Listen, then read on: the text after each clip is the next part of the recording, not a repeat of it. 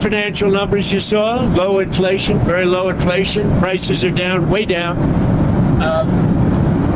Gasoline is less than $2 in many places, a gallon, which nobody expected to see, but I did. Because we're going by the initial expression of drill, baby, drill, and prices are coming down very strongly. And as goes gasoline and oil and gas, so goes the rest of other products that were high because of Biden. So we inherited a mess, and we've brought our country back very, very powerfully.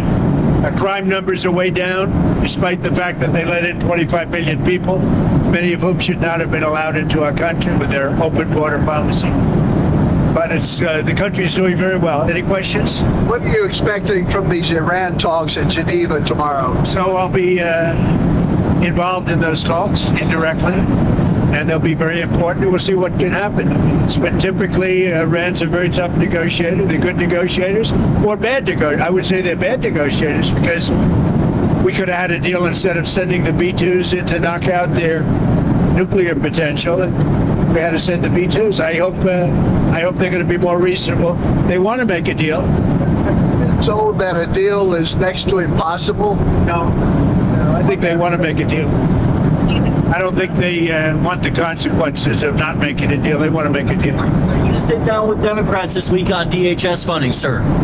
I will, but we have to protect our law enforcement. They've done a great job. I just got finished saying that we have the best crime numbers we've had in many years, and on murders, 125 years, and that's despite a lot of people that shouldn't have been let into our country coming into our country, criminals, many, many criminals, but we've taken out tens of thousands of people, brought them back to their countries. Many of the criminals that were brought in, allowed to come in, have been removed. So, we're okay, but to have the best crime numbers, which aren't made by me, these are made by people that do that, many left-leaning.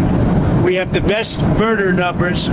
Horrible thing to say, but we have the best murder numbers since 1900.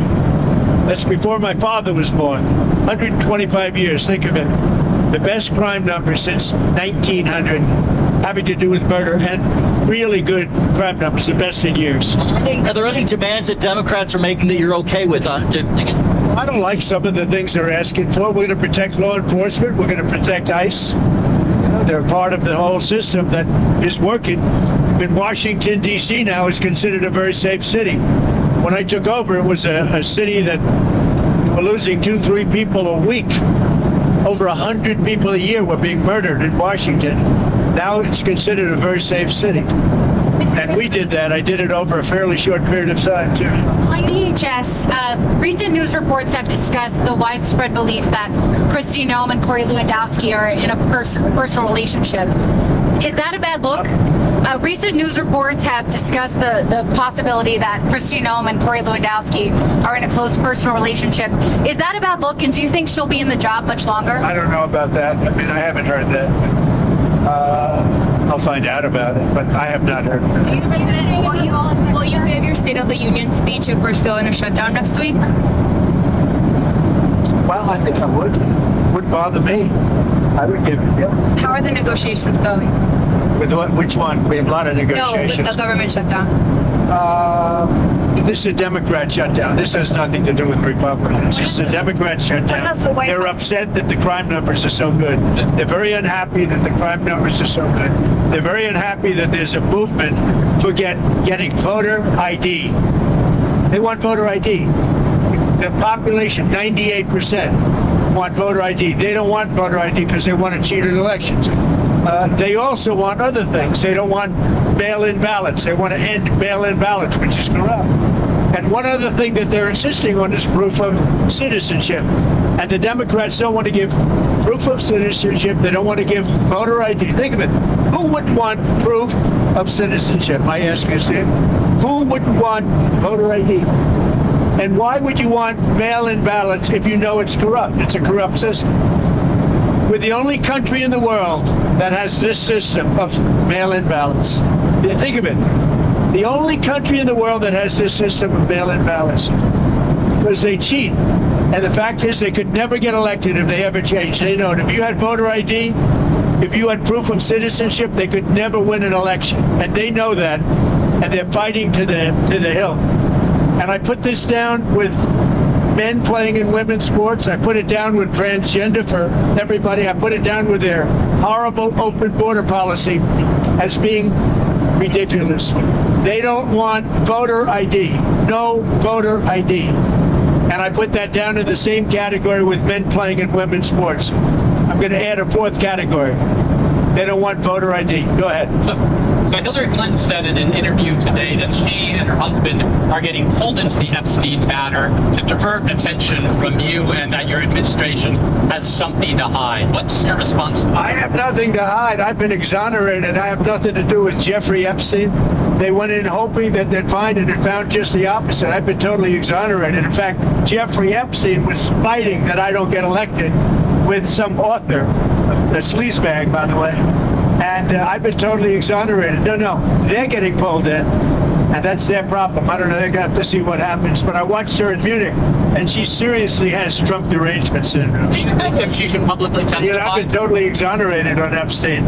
And it's really interesting because they've been pulled in. Think of it. They've been pulled in. Clinton and many other Democrats have been pulled in, yeah. The USS Gerald Ford, which is sprinting from the Caribbean to the Middle East, is about to hit its 8-month deployment mark. Usually they're deployed for about 6 months or so. Is there any concern that U.S. carriers are being stretched too thin? I'll answer the question later. Mr. President, you're warning Cuba to make a deal. What does that deal look like? What do you want them to Make a do? deal. Cuba is right now a failed nation. And they don't even have jet fuel to get for airplanes to take off. They're clogging up their runway. We're talking to Cuba right now. I have Marco Rubio talking to Cuba right now. And they should absolutely make a deal because it's it's really a humanitarian threat. And we have a lot of great Cuban Americans, and they're going to be very happy when they're going to be able to go back and say hello to their relatives and do things that they should have been allowed to do for a long time. I'm very interested in the people that are here that were treated so badly by Castro and the Cuban authorities. They have been treated horribly. So we'll see how it all turns out. But Cuba and us, we are talking. In the meantime, there's an embargo.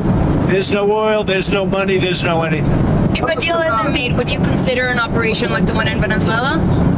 I don't want to answer that. Why would I answer that? If I was, it wouldn't be a very tough operation, as you can figure.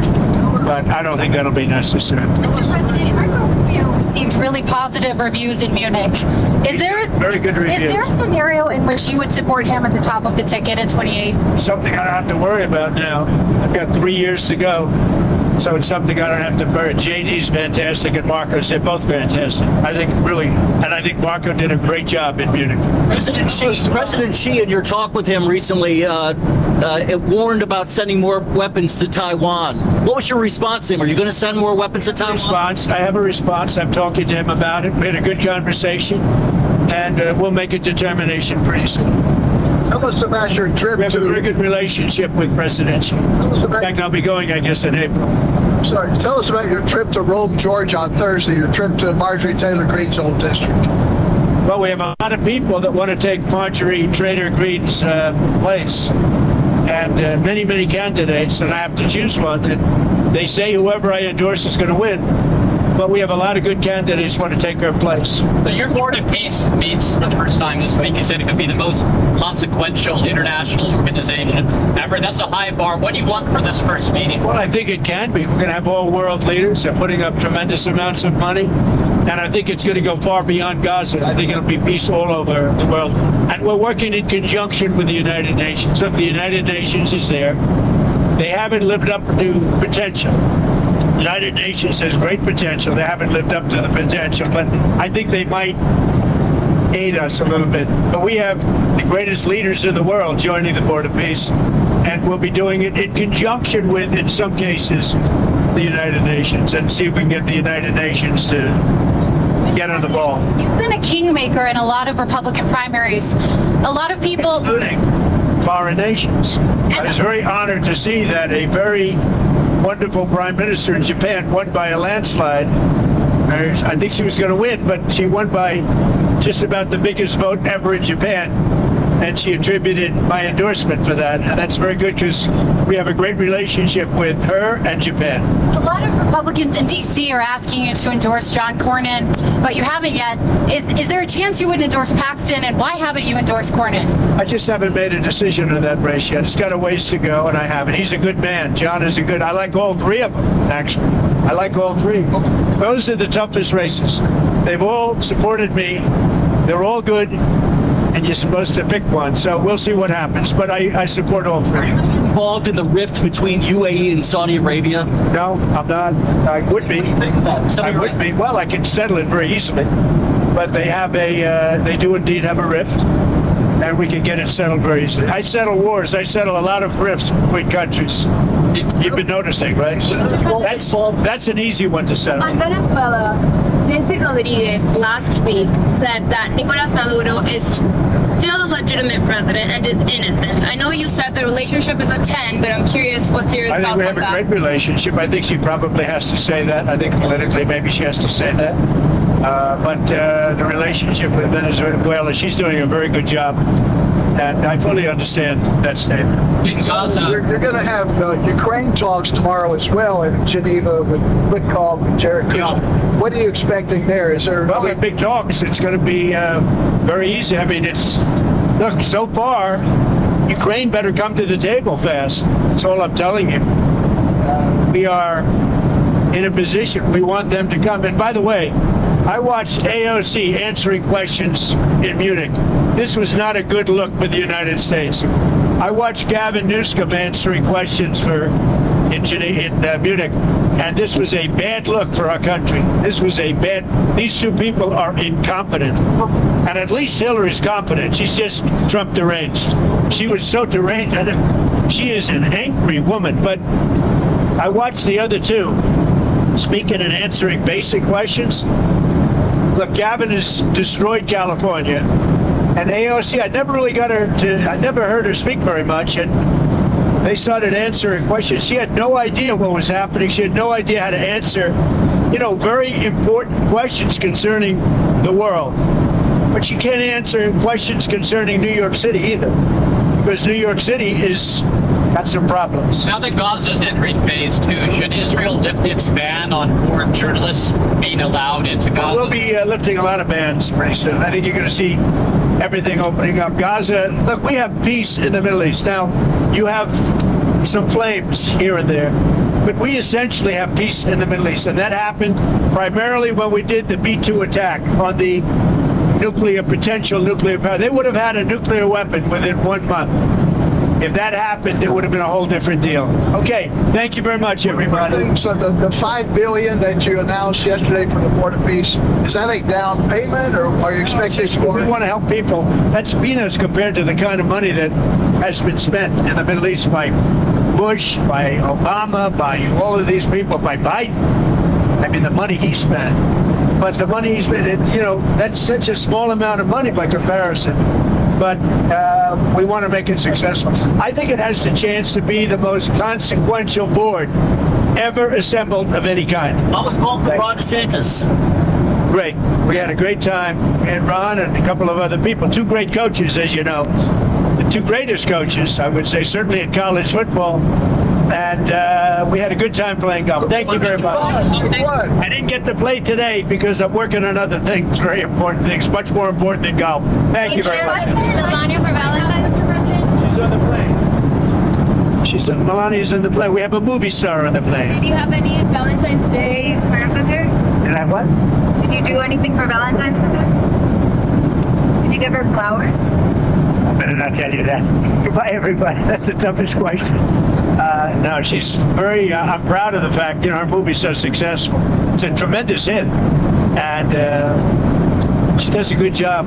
She does a very consequential work. I think you're going to see in the end that she's going to go down as one of the truly great first ladies. When you see what she's doing with Russia, Ukraine, and so many of the other things she's doing, she's done a good job. She works very hard.